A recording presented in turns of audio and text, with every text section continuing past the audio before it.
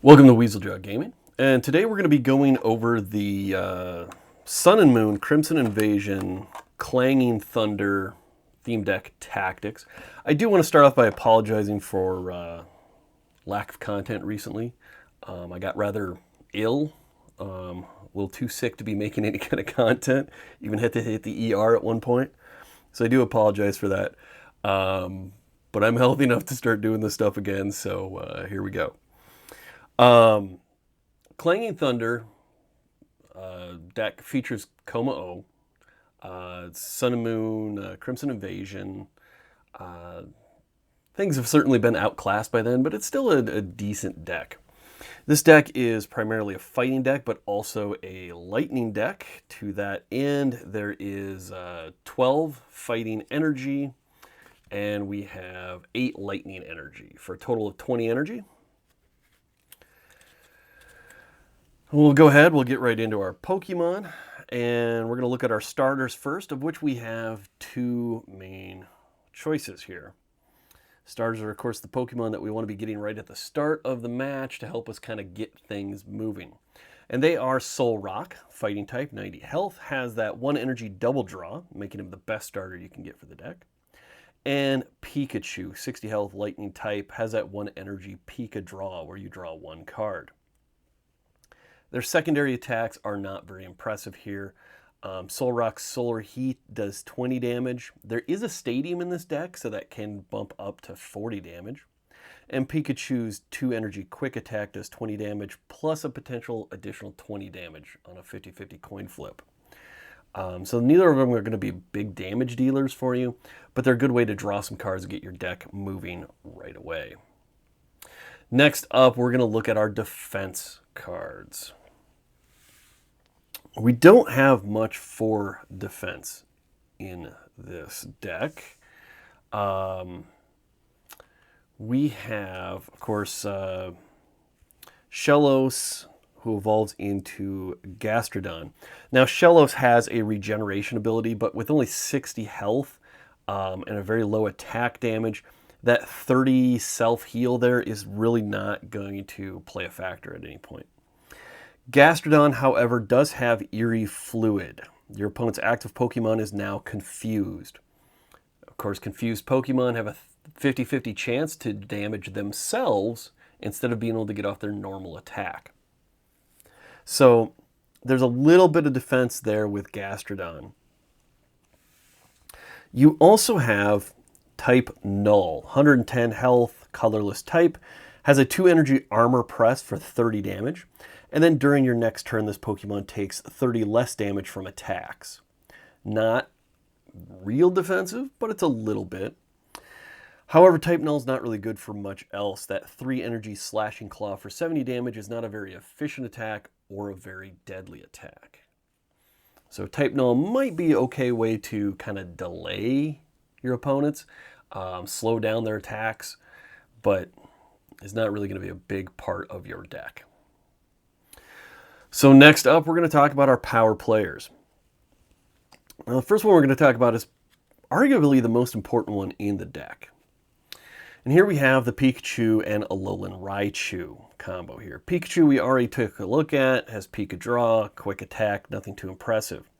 Alolan Raichu, 110 health, lightning type, has an ability called Surge Surfer. If there's any Stadium in play, this Pokemon has no retreat cost. Of course, we do have a Stadium in this deck.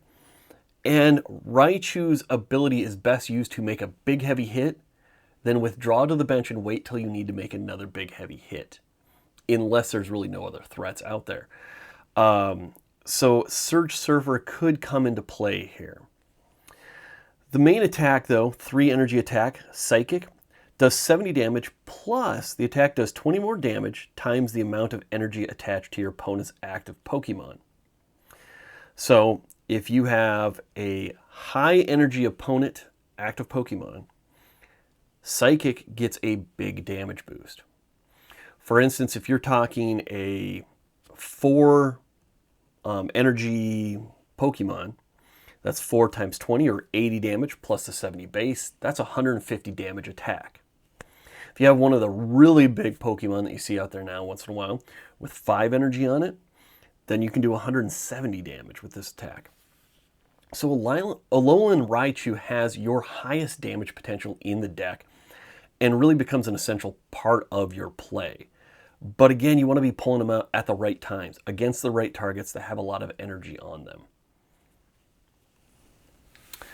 Next up for damage, we're going to look at Shellos and Gastrodon. Now, Shellos, not very impressive in any way. Gastrodon, 120 health, fighting type. We already talked about Eerie Fluid. Your opponent's active Pokemon is now confused, and you do 30 damage.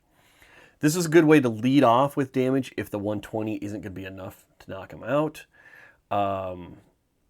Also good if you can boost that damage up, and there's a couple ways you can boost your damage up in this deck. But that's going to be a big part of your play there because you don't want to use Earthquake too much. Earthquake is 3 energy, does 120 damage, which is pretty impressive. You're going to not be able to knock out a lot of things with that 120 damage. However, the attack does 10 damage to each of your benched Pokemon. And that's the big downside here. Sure, you're going to do 120 damage to their active Pokemon, but you're doing up to a potential 50 total damage to your Pokemon. And you're weakening everything on your bench. So if you've withdrawn someone that's damaged, that puts them at risk of possibly knocking them out for your enemy. Your other problem here is you're weakening up, the bench Pokemon that you could bring in later. If you have a Alolan Raichu on your bench and you use Gastrodon's Earthquake 3 times, now instead of having 110 health, you're looking at only 80 health. And that makes Alolan Raichu much easier to knock out. So you really got to be careful with how often you use Earthquake. It makes Gastrodon kind of a Pokemon that you pull out at key moments. Really hit them hard. If you can get them out early and use Eerie Fluid to really cause some problems, that's good. If you can use Eerie Fluid, get them confused, you do 30 damage, then maybe they do some damage to themselves. Maybe you just hit them with another Eerie Fluid. Finish them off or get them close enough that maybe they could finish themselves off with another confused attack. You might want to try avoiding Earthquake as much as possible, but it's one of your higher damage attacks, so you may end up having to use that and take that hit across your board. Last up is our featured Pokemon. So we have Kommo-o, who evolves into Kommo-o. They're dragon types, 60 health, 90 health. Kommo-o, nothing really impressive. I have a 1 energy, 10 damage headbutt, 2 energy, 20 damage gentle slap. Kommo-o has Noble Roar, 1 energy. Your opponent switches their active Pokemon with one of their benched Pokemon. Might come in handy. 2 energy, Dragon Claw does 40 damage. Not very impressive. The final evolution, though, Kommo-o, has 160 health, also dragon type. Has a 2 energy War Cry. Now this is the attack you're going to want to try to set up. It's a little difficult though. War Cry does 30 damage, plus if you have fewer Pokemon than you're in play than your opponent, then this attack does 90 damage. 90 more damage, sorry.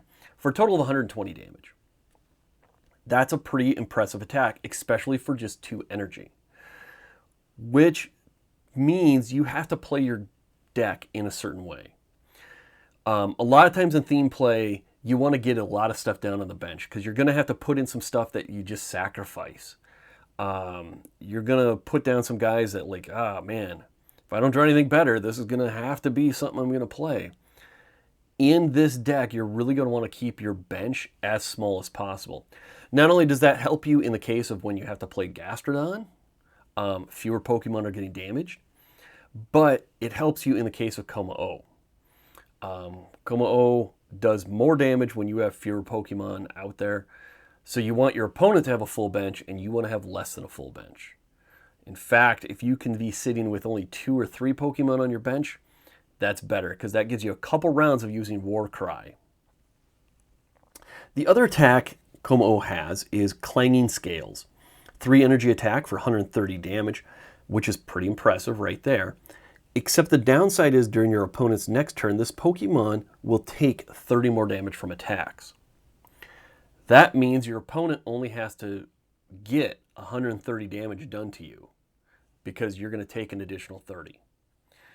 In the case of maybe weaker Pokemon and he's got to take 2 attacks at you, those attacks only have to be 50 damage attacks, which is pretty easy to get. 250 damage attacks after you've used Clanging Scales will equate to the 160 health that Kommo-o has. So you really have to be careful about when you use Kommo-o's Clanging Scales. Like I said, that's why you really want to be trying to set up Warcry's bonus to take that 120 damage from Kommo-o instead of doing the 130 and risking a big hit back. So that's it for our damage dealers. Surprisingly, a lot of good options here. Nothing too high, but a lot of good, decent, 120, 130, possibly more with Raichu. So there's some decent damage potential here, kind of across the board. It's not all locked into one Pokemon anywhere. We do have one utility Pokemon, and there's two copies of him in the deck. It's Emolga. Emolga only has 60 health, is a lightning type. The second attack there, Voltage Switch, is a 1 energy attack for 30 damage, and it switches this Pokemon with one of your benched electric Pokemon. It's very limited. The only electric Pokemon you have in the deck besides Emolga is Pikachu and Raichu. So you don't have a lot of options to bring other people in on that. But that's not really why you have Emolga in this deck. Emolga's main use here is Energy Catch. For 1 energy, you put 3 basic energy cards from your discard pile into your hand. Now, this isn't a deck that suffers a lot from overuse of energy or loss of energy in any way. So there's not a lot of times that you're going to be needing to use Energy Catch as a clutch to get you out of an energy-starved situation and pull that back out of your discard pile. But it's there if you need it. Throwing an energy on Emolga, putting him out there to do an Energy Catch, gets 3 more energy back into your hand from discard. That really could help you in that mid to late game when you just need a few more energy to push past it and get someone powered up. So don't forget about Emolga, but not someone that I would really be counting on a lot. So that's our Pokemon. Next, we're going to be looking at our trainers. And of course, we always start with our draws there. So we do have 3 Hows. Very simple card, draw 3 cards. Nothing too special there. 3 of them is a good chunk of them. You do have a lot of draws there. We do also have 2 Professor Kukuis. He allows you to draw 2 cards, and then during this turn, your Pokemon's attacks do 20 more damage. This is fairly important in this deck because to kind of push past that Sun and Moon to the Sword and Shield damage, that extra 20 really helps make Kommo-o or Gastrodon or Raichu hit that much harder. So I'd probably try to save Kukui for those bigger hits, but you can use them for draws if you're in a bad situation there. And then, of course, we have 1 Lily. Lily allows you to draw cards until you have 6 cards in your hand. If it's your first turn, draw cards until you have 8 cards in your hand. There's a little bit of advantage to going second with this deck because of Solrock, Pikachu. There's 5 cards there that you could be starting with that have draws. Lily is great for first turn for second player. So second player is not a bad idea in this deck. But Lily is always a good way. If you're running out of cards, Lily can refresh her whole hand, so it's not bad to have her around. Again, don't forget about draws from Solrock, from Pikachu. Next up is pulling Pokemon, and we have a lot of options here. We do have 2 Nest Balls. Nest Balls allow you to search your deck for a basic Pokemon and put it onto your bench. Best used, there's not really any basic Pokemon that we really depend on here. So it's best used when you have a higher level Pokemon, a higher evolution in your hand, but you don't have, the Pikachu or the Shellos or the Jangmo-o that you need to start that evolutionary trail. We also have a couple Timer Balls. Timer Balls give us a chance. You flip 2 coins. For each heads, you get to search out a evolution Pokemon from your deck. So That's a great way to then, if you have a Jangmo-o or a Pikachu or a Shellos, you can then start picking up those evolutionary Pokemon so that you can get them into play. If you have both in your hand, a nest ball and a timer ball, it really helps you to start building those guys up pretty quickly. And with 2 of each, you have a lot of options. You also have one Ultra Ball. Ultra Ball allows you to discard 2 cards from your hand. If you do this, you search your deck for any Pokemon, reveal it, put it in your hand. Again, this is best used for pulling likely Gastrodon or Kommo-o or Alolan Raichu. So you can finish off those evolutions and then make your big hits. But Ultra Ball is a little more flexible. You can use it for other uses too. We do also have a Rescue Stretcher. Now, Rescue Stretcher has 2 options. You can either shuffle 3 Pokemon from your discard pile into your deck, or you can pull a specific Pokemon from your discard pile and put it into your hand. That one is the option that Rescue Stretcher is best used for. What you want to do is when you have a Pikachu that's ready to evolve into Raichu, or a Hakamo that's ready to evolve into Kommo-o, or a Shellos ready to evolve into Gastrodon, and the other version of that guy that's in your active spot gets knocked out, use Rescue Stretcher, pull that highest evolution back out of discard and evolve the one that's waiting to be evolved. So you can go from a situation where you lose your Alolan Raichu to you have your Alolan Raichu ready to go again. And those are the situations where Rescue Stretcher really shines. So that's where we want to be using that. Next up is Energy Manipulation. Now, this deck has a little bit of an energy manipulation, which is a little surprising because it's not really an energy dependent deck. So we do have Energy Retrieval. This allows you to put 2 basic energy cards from your discard pile back into your hand. And we have EXP Share, or Experience Share. When your active Pokemon is knocked out by damage from an opponent's attack, you may move 1 basic energy card from that Pokemon to the Pokemon this card is attached to. So you put this on somebody on your bench. When the active Pokemon gets knocked out, some of that energy gets funneled back to the Pokemon with that item. It's just a great little way to, save some of that energy. Of course, don't forget that we also have Emolga to recover some energy from discard. Now, like I said, that's a lot of energy retrieval options for a deck that really isn't energy dependent. No one in the deck takes more than 3 energy, and no one in the deck discards energy as part of their attacks. So with the draws you have, with the energy cards that you have, energy really shouldn't ever be a huge issue for you. You can get really unlucky with these theme decks, of course, and just never have the energy you need.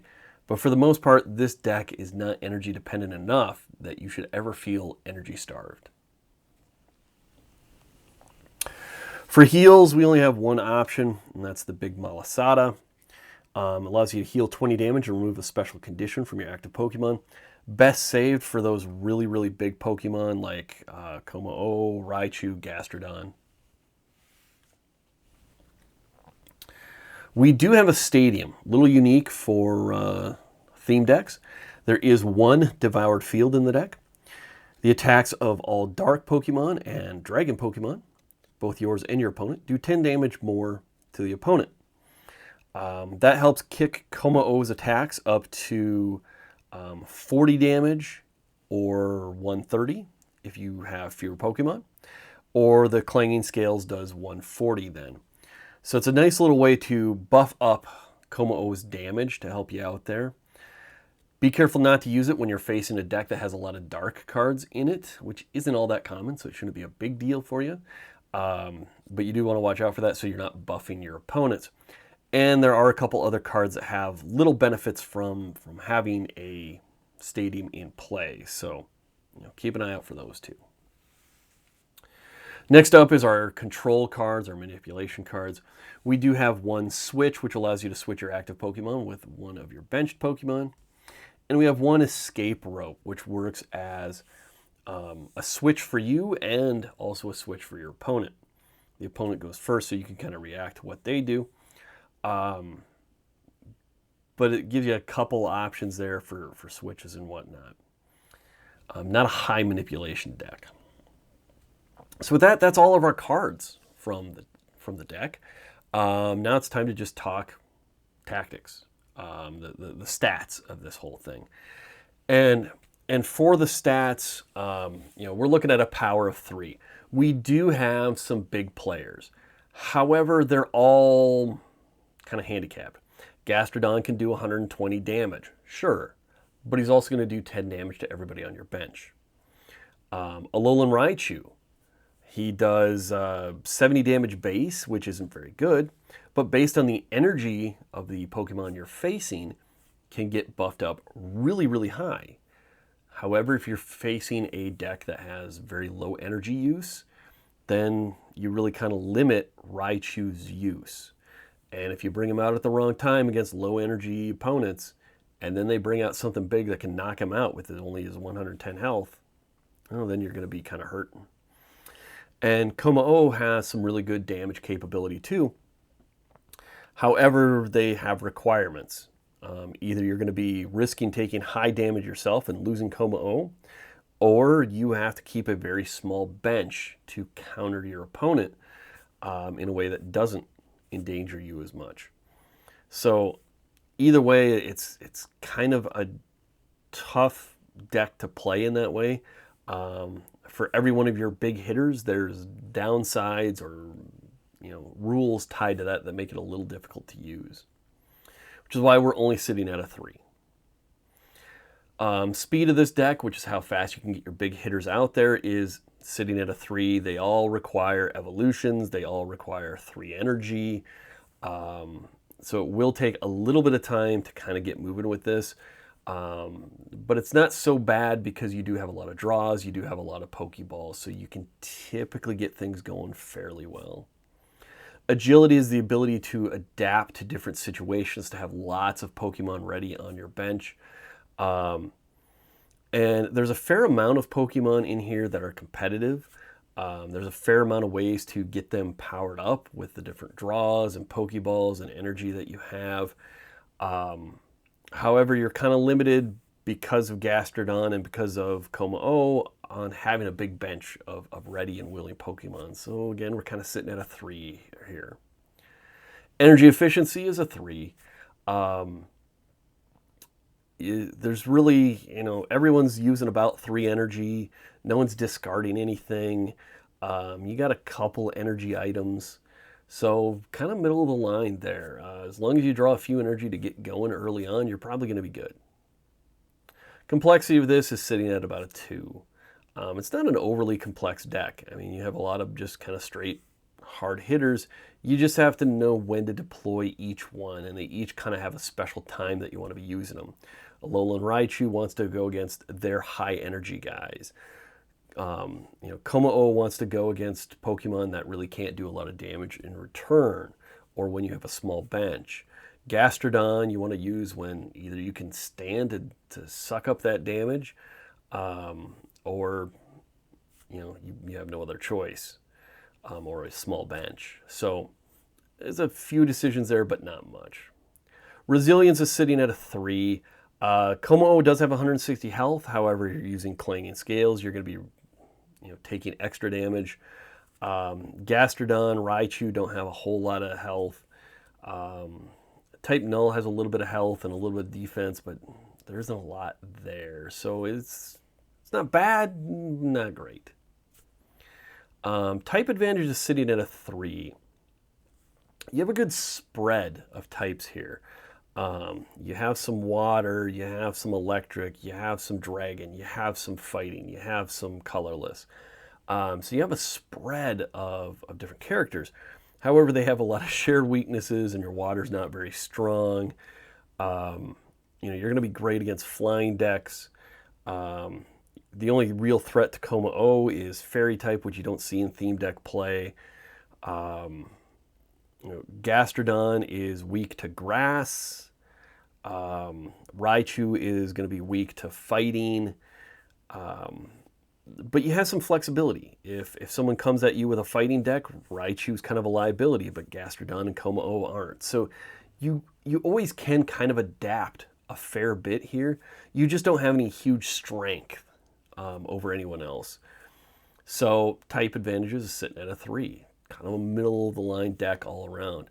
Manipulation is sitting at a 1. We don't have a lot of options here. There's the escape rope. You know, you can kind of look at maybe Kommo-o's Noble Roar as forcing a switch, but there's not a lot of manipulation you're going to be doing with this deck. As far as things go overall, it's an okay deck. It's not great. It's not top of the line, but it's competitive. It can hold up against most decks today. Of course, against the real top of the line decks, either your Charizard decks, or the Dragonite deck, or some of the really powerful Sun and Moon decks, or I mean the Sword and Shield decks, it's going to struggle. But it can hold its own. It can compete. If you're looking to complete online, if you're looking to complete Dragon challenges, it's an okay option with Kommo-o, being able to do some damage.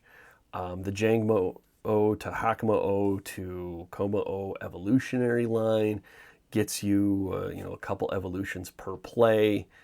So, it's an okay deck, especially if you're looking to do something with dragons.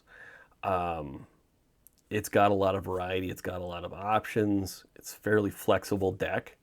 So it does hold up okay. Not your strongest, but far from your weakest. So hopefully you feel a little more knowledgeable about the Clanging Thunder deck.